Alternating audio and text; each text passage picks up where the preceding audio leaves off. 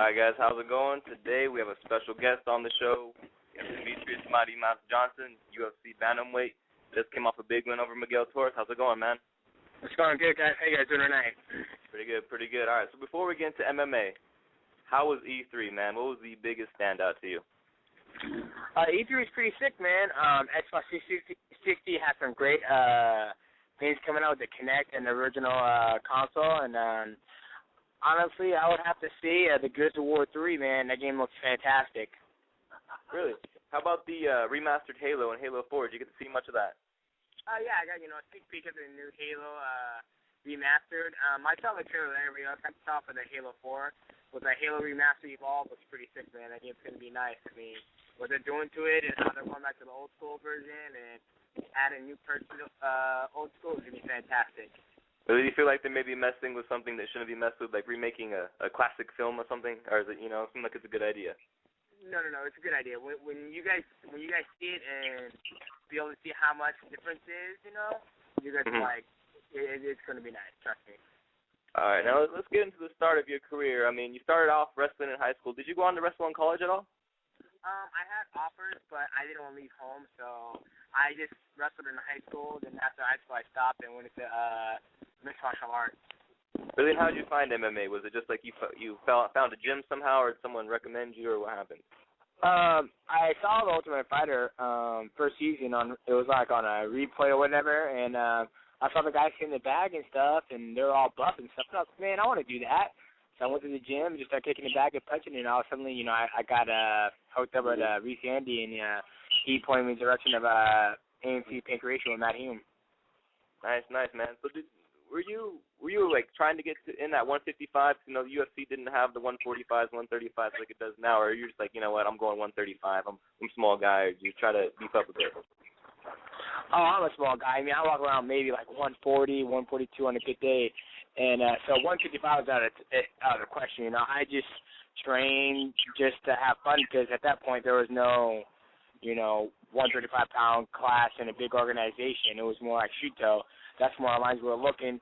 But, like I said, when I first jumped in the sport, it was just to get good and compete and go from there. I never had aspirations to become a professional fighter. I want to be a professional athlete, but, nothing like the UFC lines at that time.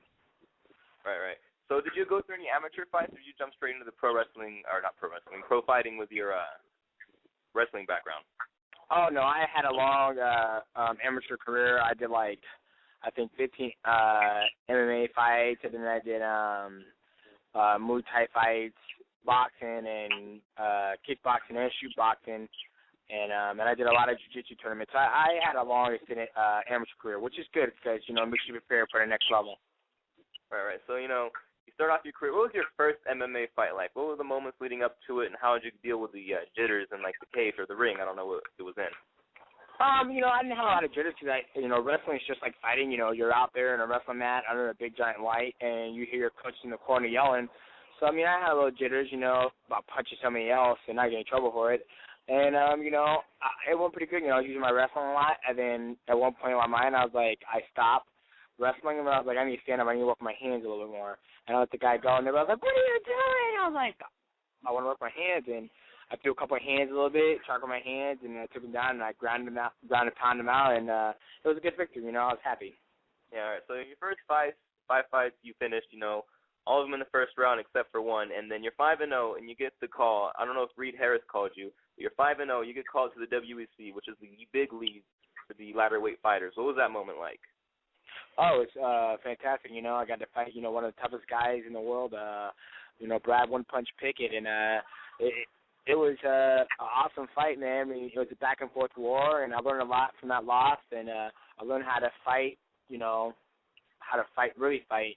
And, it's exciting, and it made me a better fighter. I mean, now I'm on a, 4-fight or, I think a 4-fight win streak now, so, I learned a lot from that one fight against Pickett. Right, what specifically adjustments did you make? Because I was watching that fight again recently, and it seemed like he had a lot of your timing down. You'd go for a combo, and he'd shoot and take you down. What exact adjustments did you make from your only career loss?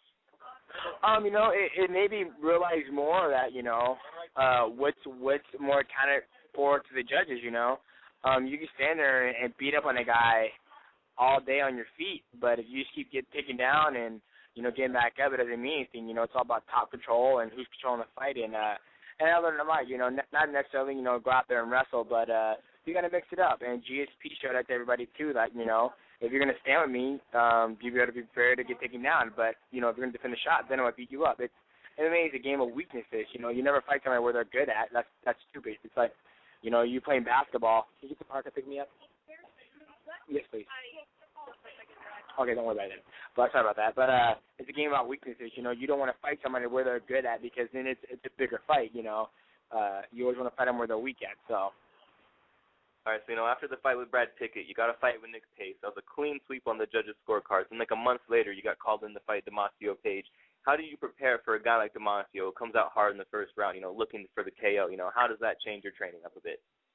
They didn't really change it up at all because, I trained 24/7. After I got done with the Nick Pace fight, I was back in the gym a week later. And I'm always working with Matt and all my teammates like Drew and those guys trying to get better my skill and hone it because, it's about being a mixed martial artist, trying to develop your game in every aspect. And when they called for, Demetrius Page, it was perfect because, I move a lot, and a lot of people in the UFC or mixed martial arts itself don't move like I do.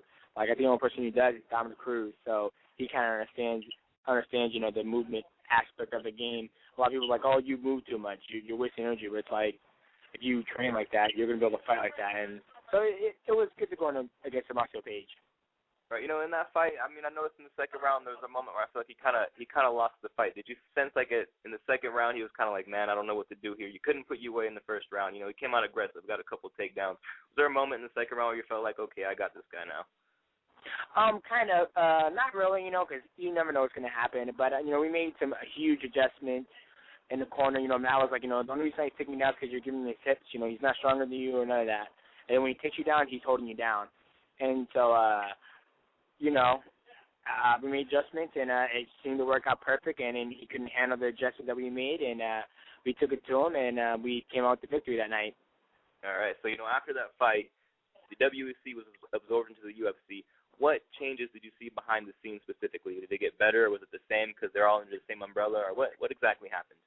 Nothing really happened. Bert was still back there yelling at us.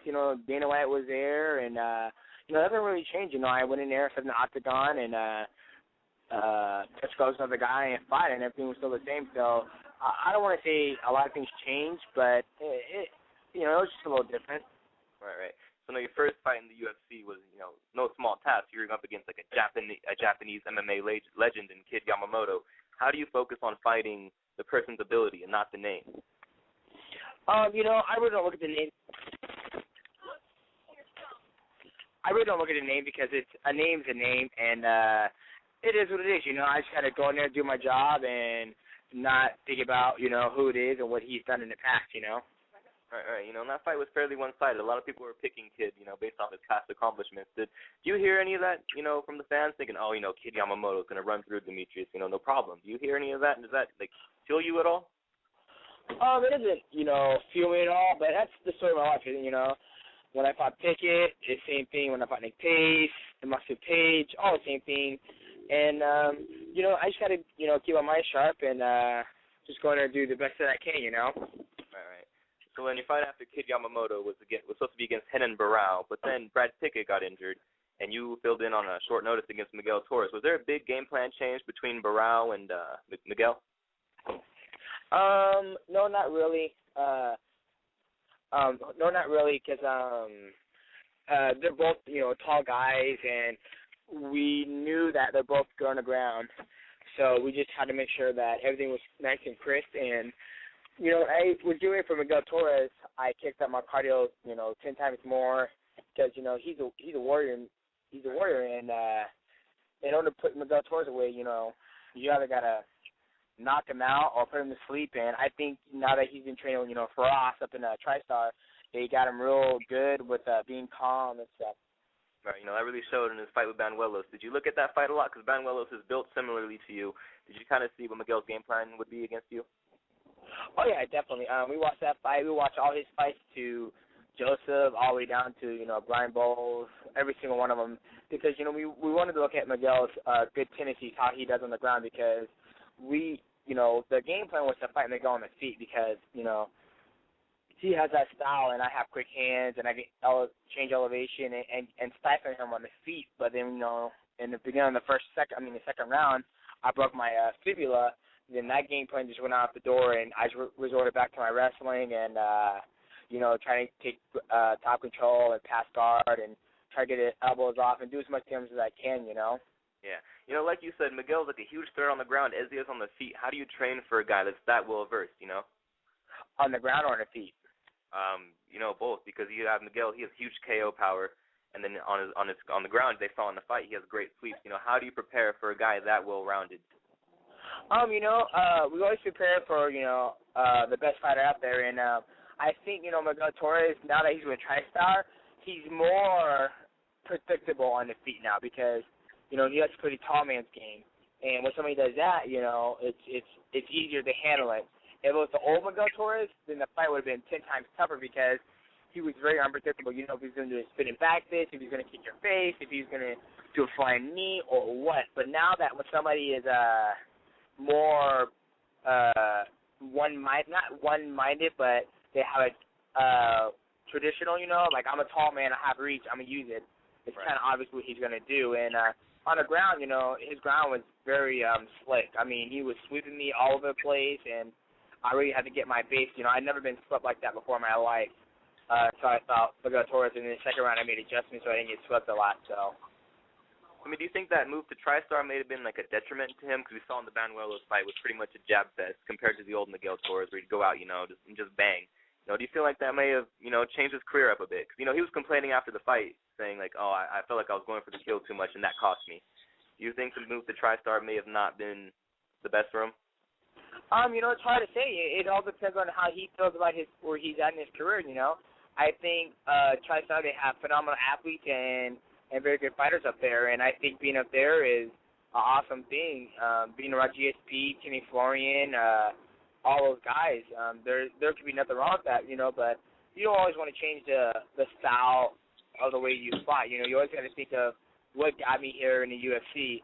Was it, the tenaciousness I had in the WC that got me here and got me to be champion, or was it what I'm doing now? And, if what you were doing back then, you got to mix it into what you're doing now. You got to have that long man's game and then attack with that, viciousness and go after it. So it's up to him. I think he's doing a good job where he's at right now, and